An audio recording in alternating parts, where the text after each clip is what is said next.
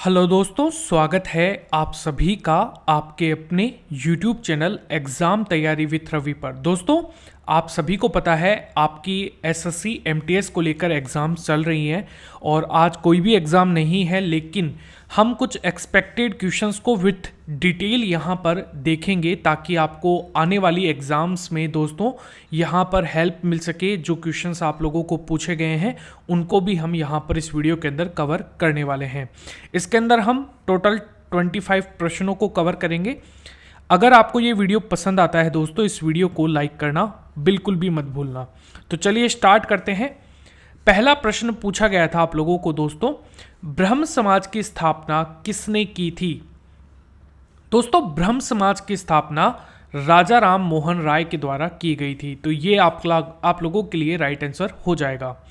1828 में ब्रह्म समाज की स्थापना राजा राम मोहन राय ने की थी। 20 अगस्त 1828 में ब्रह्म समाज को राजा राम मोहन राय और द्वारकानाथ टैगोर के द्वारा स्थापित किया गया था। तो ये एक और नाम आप लोगों के लिए इंपॉर्टेंट है। इसका एक उद्देश्य भिन्न भिन्न धार्मिक आस्थाओं में बांटी हुई जनता को एकजुट करना था और समाज में फैली कुरीतियों को यहाँ पर दूर करना था। ब्रह्म समाज भारत का एक सामाजिक धार्मिक आंदोलन था जिसने बंगाल के पुनर्जागरण युग को प्रभावित किया था दोस्तों। अगला प्रश्न है, हर्षवर्धन के दरबारी कवि कौन थे? दोस्तों, हर्षवर्धन के दरबारी कवि बाणभट्ट आप लोगों को देखने को मिलते हैं। बाणभट्ट कन्नौज के सम्राट हर्षवर्धन के दरबारी कवि के तौर पर जाने जाते हैं। कादंबरी और हर्षचरित्रम उसकी प्रसिद्ध रचनाएं हैं। ये क्वेश्चन आप लोगों के लिए इंपॉर्टेंट है। बाणभट्ट 7वीं शताब्दी संस्कृत गद्य लेखक और कवि के तौर पर जाने जाते हैं। अगला प्रश्न पूछा गया है, 2008 से लेकर 2010 के दौरान कौन सी मंदी आई थी दोस्तों? इसे हम कहते हैं वैश्विक आर्थिक मंदी। 2008 की वैश्विक आर्थिक मंदी संयुक्त राज्य अमेरिका में चल निधि की कमी की वजह से पैदा हुई थी।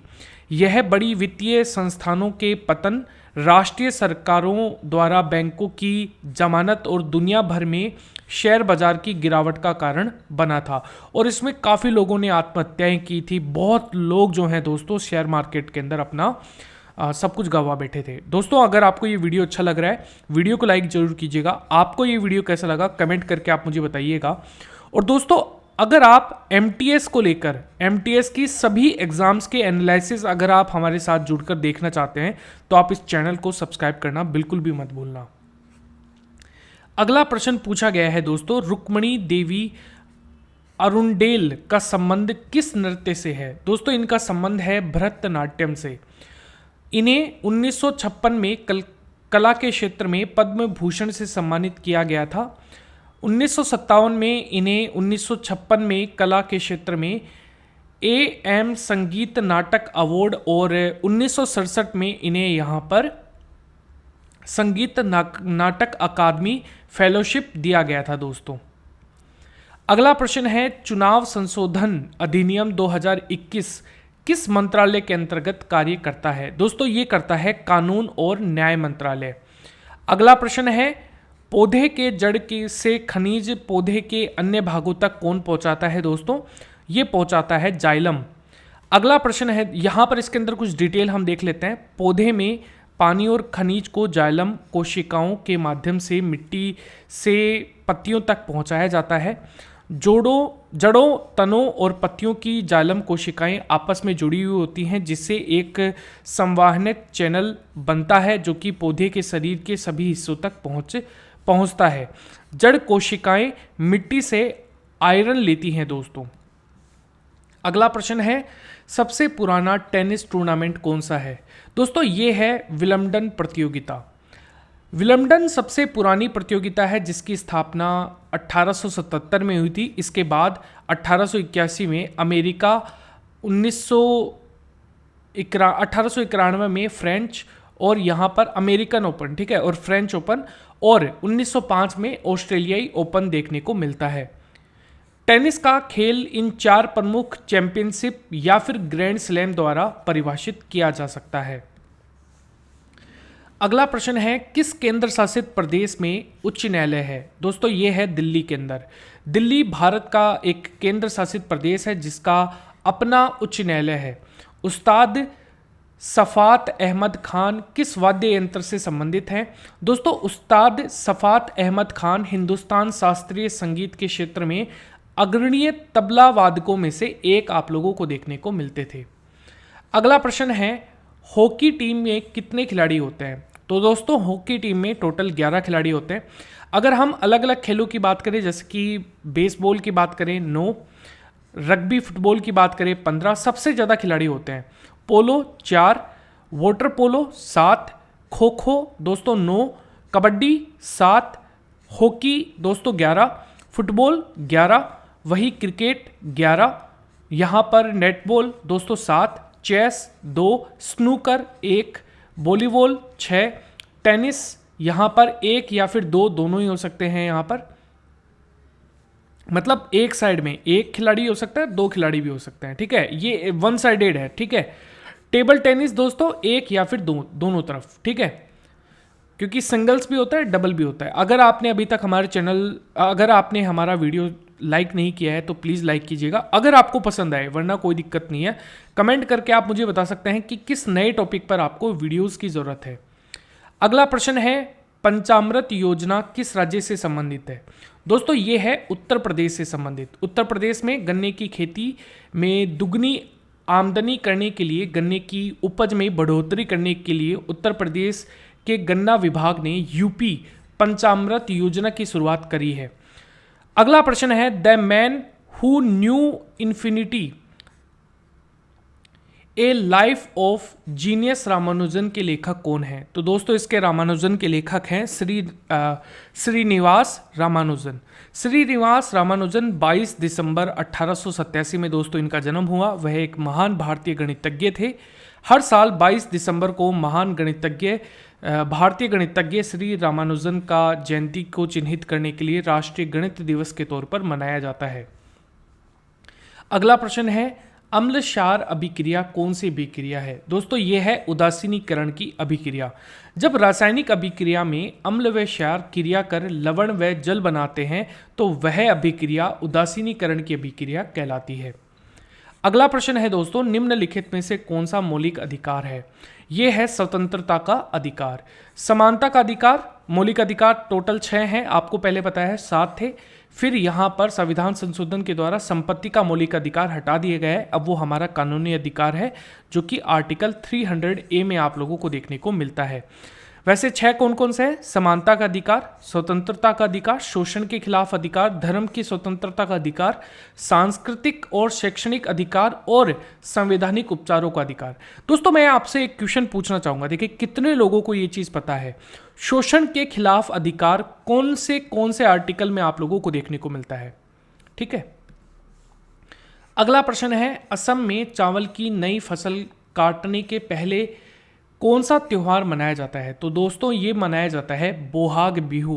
बोहाग बिहू का त्यौहार फसल की कटाई को दर्शाता है।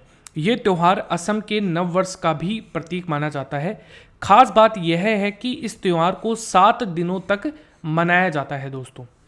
अगला प्रश्न है, वर्ष 2021 का अभिनंदन सरोजा राष्ट्रीय पुरस्कार किसे दिया गया है? दोस्तों ये अपर्णा साथीसन को दिया गया है, ये चीज आप लोगों को ध्यान में रखना है। अगला प्रश्न है, national institute of Indian classical dance द्वारा 2021 अभिनंदन सरोजा राष्ट्रीय पुरस्कार की प्राप्तकर्ता अपर्णा साथीसन देखने को मिलती है।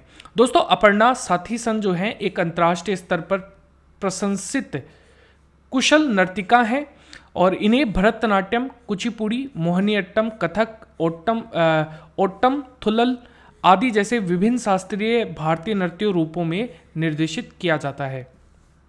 अगला प्रश्न है, कौन से रेलवे का मुख्यालय गोरखपुर में स्थित है? दोस्तों ये है पूर्वोत्तर रेलवे का। पूर्वोत्तर रेलवे भारतीय रेलवे की एक इकाई है जिसे लघु रूप से NER कहा जाता है। इसकी स्थापना दोस्तों 1952 में हुई थी। इसका मुख्यालय गोरखपुर में स्थित है। अगला प्रश्न है, दक्षिणी भारत की गंगा किसे कहा जाता है? तो दोस्तों ये कहा जाता है गोदावरी को। गोदावरी प्रायद्वीपीय क्षेत्र की सबसे बड़ी नदी है। इसकी लंबाई लगभग 1500 किलोमीटर देखने को मिलती है। यह नदी तंत्र महाराष्ट्र, मध्य प्रदेश, आंध्र प्रदेश तक फैला हुआ है। इसकी लंबाई दूरी तय करने और वृहद क्षेत्रों में फैले होने के कारण गोदावरी नदी को दक्षिण की गंगा भी कहा जाता है। अगला प्रश्न है, उलेमा कौन है? उलेमा एक धार्मिक विद्वान थे दोस्तों।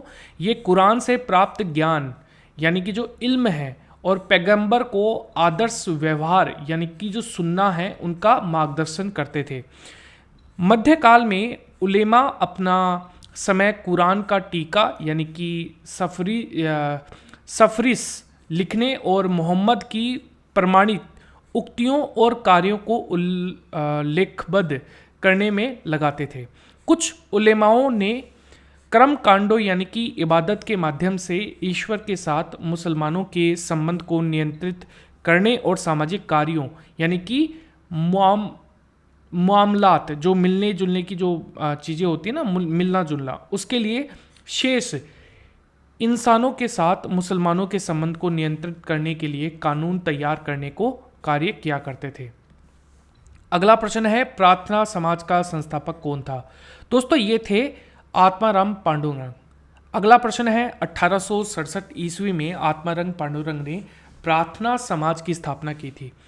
इसके प्रमुख संस्थापक डॉक्टर आत्माराम पांडुरंग ने एवं महादेव गोविंद रानडे ने प्रार्थना समाज का प्रमुख उद्देश्य जाति पाति का विरोध, पुरुष स्त्रियों का विवाह की आयु में वृद्धि और विधवा विवाह तथा स्त्री शिक्षा आदि पर बल दिया था दोस्तों इन्होंने। अगला प्रश्न है और आज का आपका अंतिम प्रश्न है, भारत की आज़ादी के समय साक्षरता दर कितनी थी? तो दोस्तों ये थी 18%। 74% जो है वो देश की साक्षरता दर फीसदी यहाँ पर देखने को मिलती है, जिसमें पुरुष जो है वो 82.14 और महिला जो है दोस्तों ये 68.46 देखने को मिलते हैं। सो दोस्तों ये वीडियो आप लोगों को कैसा लगा आप कमेंट सेक्शन में बता सकते हैं। अगर आपको ये अच्छा लगा है वीडियो को लाइक कीजिएगा, चैनल को सब्सक्राइब करना बिल्कुल भी मत भूलना और बेल आइकन को जरूर दबाइएगा। धन्यवाद।